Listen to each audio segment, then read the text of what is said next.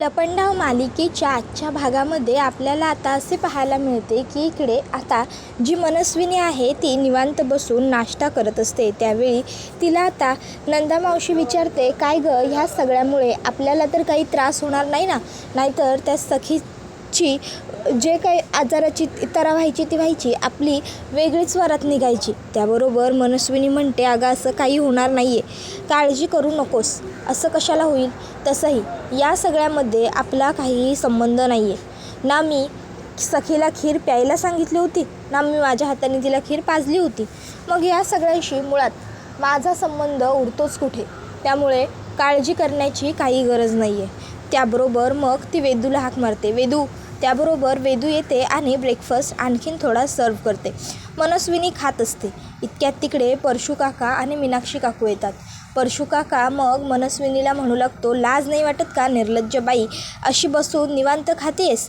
त्याबरोबर मग इकडे ते आता मीनाक्षी काकूसुद्धा म्हणू लागते, ही असली बाई ना, हिला खरंच लाजच नाही आहे, निर्लज्ज, आमच्या सखीला विष खाऊ घातलंस तू. मनस्विनी मात्र काही रिॲक्ट करत नसते. ती शांतपणे खात असते. त्यावेळी परशू काका म्हणतो, ह्यांना नाही अशी कळणार नाही अक्कल. त्याबरोबर मग मीनाक्षी म्हणते, हिला तर मी बरोबर दाखवते हो. आणि मग खात असलेल्या मनस्विनीच्या हातातला चम्मच आता ती उडवून लावते. त्याबरोबर मग मात्र आता इकडे नंदा मावशी आणि वेदू दोघीजणी बघतच राहतात. मनस्विनी आता लगेचच मीनाक्षीचा हात पकडते. आता ती मीनाक्षीचा हात पूर्ण जोर असल्यानिशी जोरात, एकदम जोरात पकडते. आता हे सगळं बघून नंदा मावशी घाबरते. मनस्विनी मीनाक्षीचा गळा दाबू लागते. आता मनस्विनी गळा दाबत असताना मीनाक्षीला त्रास होत असतो. एका हाताने हात पकडलेला असतो आणि त्याच हाताने गळाही दाबलेला असतो. इकडे आता मनस्विनी हे करत असताना मग परशू तिला अडवायला जातो, तर मीनाक्षी तिला सोड मला म्हणत असते. मनस्विनी परशूला आता दुसऱ्या हाताने लांब ढकलते आणि मीनाक्षीला म्हणते, काय गं, हां, ह्याच हाताने त्या दिवशी माझ्या थोबाडात मारली होतीस ना, याच हाताने विसरलीस का? ह्याच हाताने त्या दिवशी मला घरातून हकलवलंस ना? त्याबरोबर परशू म्हणतो, सरकार सोडा तिला, सरकार सोडा प्लीज. त्याबरोबर मग लगेच मनस्विनी म्हणते, सोडू? असं कसं सोडू? तुम्हाला जर साधं भोळं म्हटलं ना, तर ह्या साध्या भोळ्या शब्दाचा सुद्धा ना अपमान होईल, अपमान. तुम्हाला माहिती आहे तुम्ही कोण आहात? तुम्ही बावळट आहात, बिंडोक आहात, बिंडोक. माझ्या थोबाडीत मारली होतीस का या हाताने? त्याबरोबर मग लगेचच मीनाक्षी काकूला आठवतं की कसं तिने मनस्विनीला मारलं होतं. मनस्विनी म्हणते, मग आता मी सुद्धा तेच करायला हवं नाही का? आणि मग लगेचच आता मनस्विनी मीनाक्षी काकूच्या खणखणवून मुस्कटात लगावून देते आणि मग म्हणते, बघू बरं गाल. अरे रे रे, नाही, त्या दिवशी तू मला मारलं होतंस तेव्हा तुझ्या हाताचे व्रण उठले होते गं माझ्या गालावर, पण आज माझ्या हाताचे व्रण काही उठलेले नाही आहेत ना तुझ्या गालावर. असं कसं चालेल? व्रण उठले पाहिजे, व्रण उठलेच पाहिजे, असं म्हणत मनस्विनी पुन्हा एक तिच्या खणखणावून मुस्काटात लगावून देते. नंदा मावशी आणि वेदू ह्या दोघीजणी हे सगळं बघत असतात. मग त्यानंतर मीनाक्षी परशूकडे येते. आता ती परशूचा गळा धरते आणि परशूला म्हणत असते, काय तुझं काय? तू मला मोठा त्या दिवशी शहाणपणा शिकवत होतास ना, माझी लायकी काढत होतास ना, आता काय करू मी तुझं, सांग मला, चल. त्याबरोबर मग लगेचच इकडे परशू काकाला आठवायला लागतं, त्या दिवशी तो म्हणाला होता, नेहमी तुम्ही आत्तापर्यंत माझी लायकी काढत आलाय, पण तुमची लायकी काय आहे सरकार? त्यानंतर मग आता मनस्विनी म्हणत असते, आता दाखवू का तुला तुझी लायकी? आणि मग ती दुसऱ्या बाजूला मीनाक्षी तिला म्हणायला येते, सोडा त्यांना. त्यावेळी मीनाक्षीचा सुद्धा गळा पकडते आणि म्हणत असते, तुम्हाला सोडू? लायकी आहे का तुमची? लायकी आहे? मला माझ्याच ह्या घरातनं तुम्ही दोघांनी बाहेर काढलं होतं ना, मला माझ्या घरातनं धक्के मारून काढलं ना. आता बघूया तुमचं काय होतं ते. त्याबरोबर मीनाक्षी म्हणते, सरकार अहो, सोडा त्यांना प्लीज. त्याबरोबर मीनाक्षी म्हणते, माझ्या पायावर नाक घास पहिलं आणि माझी माफी माग, त्यानंतर काय करायचं ते मी बघेन. मग मीनाक्षी आता मनस्विनीच्या पायावर नाक घासते. त्यानंतर मग मनस्विनी म्हणू लागते, चल आता कसं छान वाटतंय ना वेदू, तशी वेदू त्यांना एक खुर्ची आणून देते. मनस्विनी खुर्चीवर आणि मीनाक्षी व पुरुषोत्तम पायाजवळ असे बसतात. मीनाक्षी ही रडत असते तर मनस्विनी म्हणत असते, काय छान वाटतंय नाही बघायला, तुम्ही दोघं असे पुन्हा पूर्वीसारखे माझ्या पायांजवळ आलाय ते बघून. पण मी काय म्हणते, नाही म्हणजे तुमची जागा आपण आणखीन थोडी बदलवली तर कसं वाटेल? नाही म्हणजे आता तुम्ही माझ्या पायांजवळ आहात हे खूप छान दिसतंय, खरं तर छान वाटतंयही. पण मी काय म्हणते, हे असं कधीपर्यंत चालणार ना. त्यापेक्षा एक उत्तम कल्पना आहे माझ्याकडे, ती म्हणजे तुम्ही दोघांनीही बॅगा भरून फुटपाथवर राहायला जाणं. वेदू, एक काम कर, यांच्या बॅगा भरायला घे. जा लवकर बॅगा भरून घेऊन ये. पुढे नंबर तुझा आहेच. त्याबरोबर आता मात्र वेदूला खूप म्हणजे भीती वाटत असते, रडायला येत असतं. मनस्विनी म्हणते, जा जा लवकर जा, ह्या दोघांच्या बॅगा घेऊन ये, आऊट. त्याबरोबर वेदू ताबडतोब बॅगा आणायला जाते.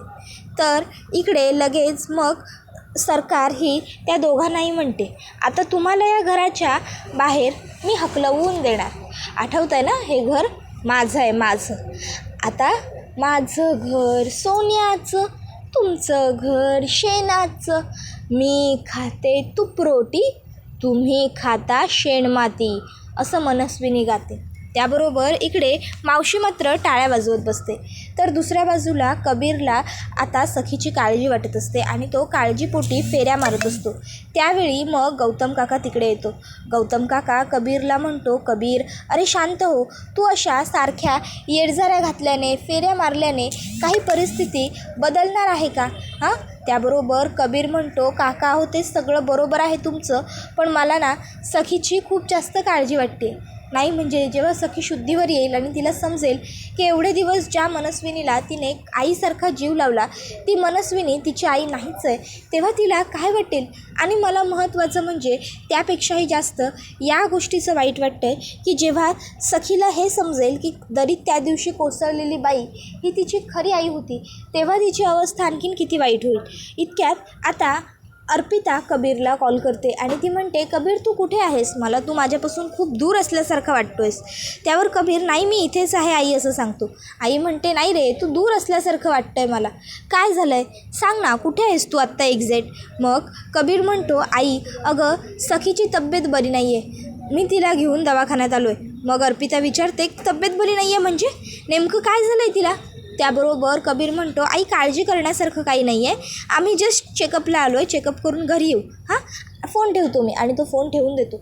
इकडनं अर्पिता कबीर कबीर करते पण कबीर काही बोलतच नाही.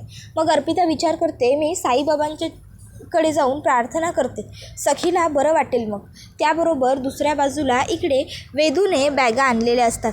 मग मनस्विनी म्हणते, चला उठा, दोघं पण उठा. मग परशू काका आणि मीनाक्षी काकू उठतात. मग मनस्विनी म्हणते, चला चला आता दोघांनीही या बॅगा उचलायच्या आणि ताबडतोब इकडनं चालतं व्हायचं, निघायचा. हे घर माझं आहे, माझं, समजलं ना? चला निघा, चालते व्हा. त्याबरोबर मग आता इकडे काका आणि काकी एकमेकांकडे बघतात.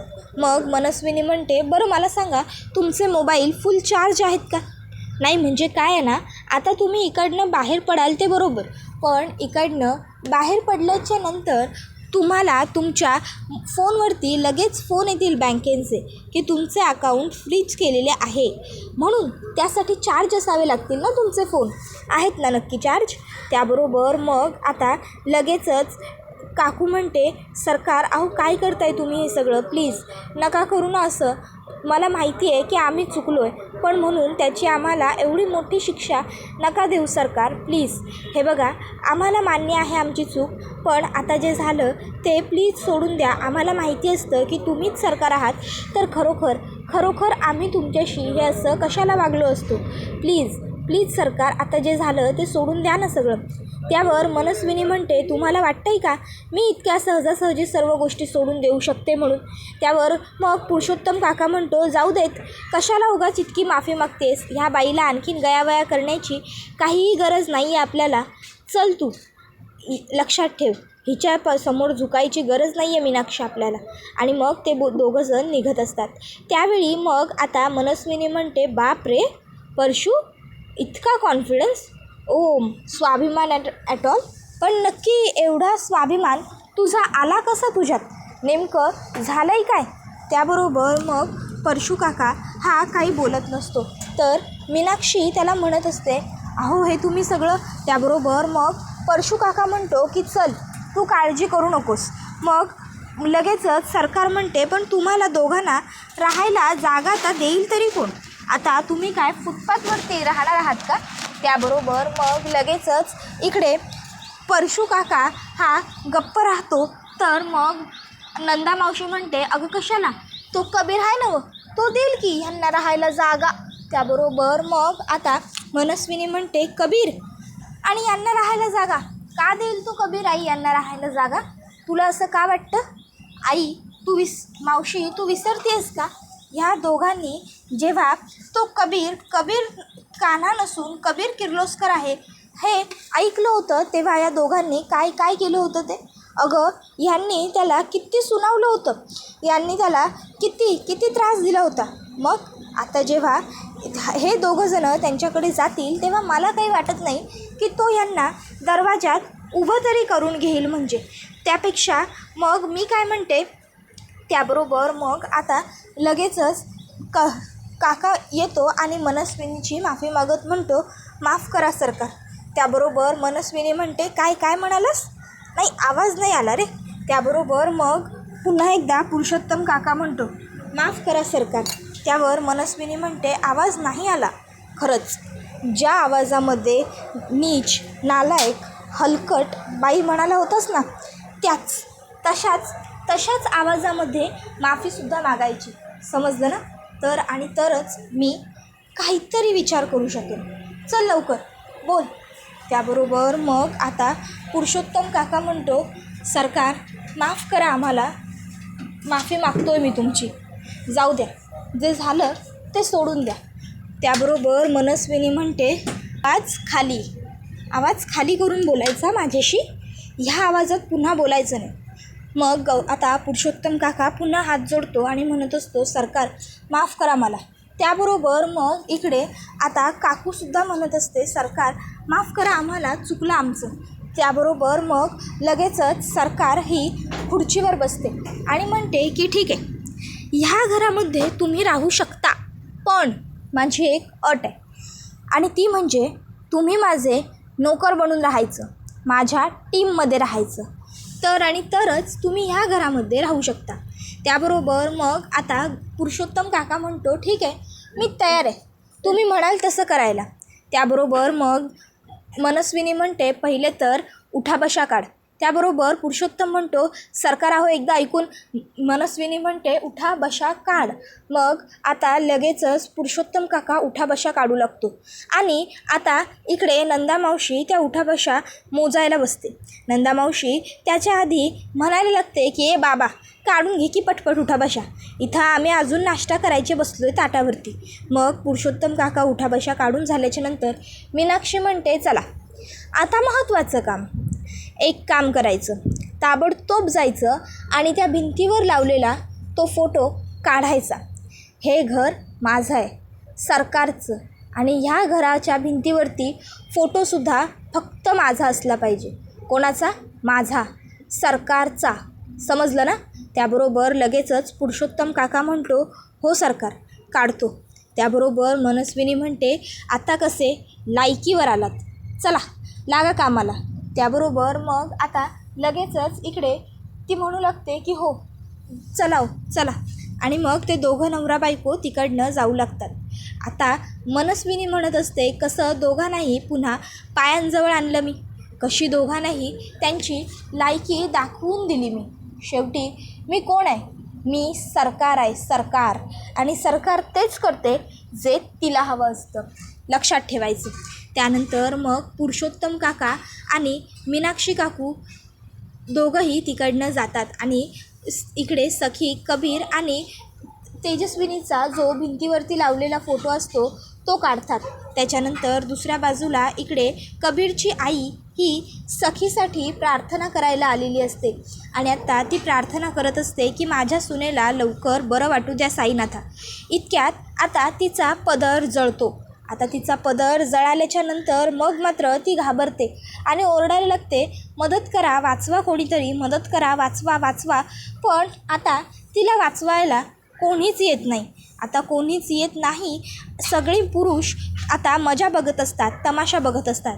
त्यावेळी तिथे पुन्हा तीच मुलगी येते ज्या मुलीने कबीरला तुमच्या बायकोला लवकर बरं वाटेल असं सांगितलं होतं. ती मुलगी येते आणि कुठलाही मागचा पुढचा विचार न करता स्वतःच्या हातानेच ती आग विझवते. आता ती स्वतःच्या हाताने ती आग विझवते. त्यानंतर मग आता इकडे कबीरची आई मात्र अर्पिता तिच्याकडे बघतच राहते. मग आता लगेचच ती विचारते, काकू तुम्ही ठीक तर आहात ना? तुम्हाला काही झालं नाही ना? त्यावर ती म्हणते, नाही गं वेडाबाई, मी ठीकच आहे. त्यानंतर मग आता लगेचच ती मुलगी लोकांना ओरडत म्हणते, काय रे, लाजा वाटत नाहीत का तुम्हाला? एका बाईचा पदर जळतोय, तुम्ही साधी तिला मदतही करू शकत नाही? तुमच्यासारखे बघे आहेत ना, त्यामुळे हे असे सगळे अन्याय करणारे, अत्याचार करणारे करत जातात, त्यांचं फावत जातं. जर तुम्हाला बाईने काय करायचं आणि काय नाही हे सांगता येतं तर बाईची मदत करता येत नाही का? हां, बाईच्या पदराला हात घालताना तुमच्यातली मर्दांगी जागी होते. मग बाईच्या पदराला आग लागल्यावर तिची मदत करायला कुठे जाते मर्दांगी? त्याबरोबर मग आता अर्पिता म्हणते, अगं बाळा, तू जरा शांत हो आणि तुम्ही सगळ्यांनी निघून जा. सगळी लोकं तिकडनं जातात. अर्पिता म्हणते, अगं जगातली सगळीच लोकं वाईट असतात असं काही नाही. आता बघ ना, तू केलीस की नाही मला मदत मोठ्या मनाने? मग तसंच असतं, लोक मदतही करतात.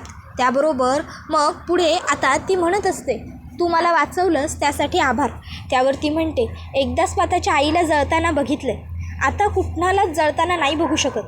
त्यावर मग आता अर्पिताला अर्पिता तिला विचारते, म्हणजे ग?